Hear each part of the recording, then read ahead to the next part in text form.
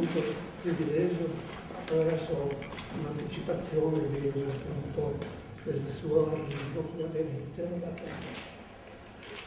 Sono andato dal cardinale Uelli, gli ho detto: Eminenza, lei non me lo so lasciare da 2 giorni, poi come fa a saperlo? Dai giornali della di Venezia. Questo incontro allora vuole essere anche occasione per un augurio pasquale in un momento in cui molte persone si interrogano guardando la realtà della loro vita e tante difficoltà. Ecco, io auguro che chi è chiamato a fare sacrifici per l'interesse generale, per il bene comune, possa anche vedere presto un risultato a questi sacrifici.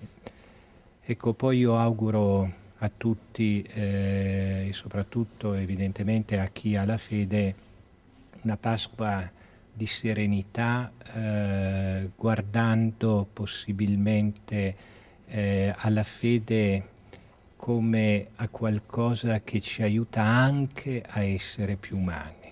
Mi sembra che al di là della dimensione religiosa dei giorni di festa ci sia anche un rispetto dell'uomo, del lavoro dell'uomo, dei ritmi dell'uomo, dei tempi dell'uomo. Una società che bada solo all'interesse economico riduce in modo inaccettabile l'uomo. La dimensione creaturale dell'uomo deve essere riscoperta, deve essere valorizzata e forse è anche bene avere un po' di tempo per alzare gli occhi, per riscoprire i ritmi naturali, un'ecologia del fisico, un'ecologia dello spirito, una ecologia delle relazioni umane.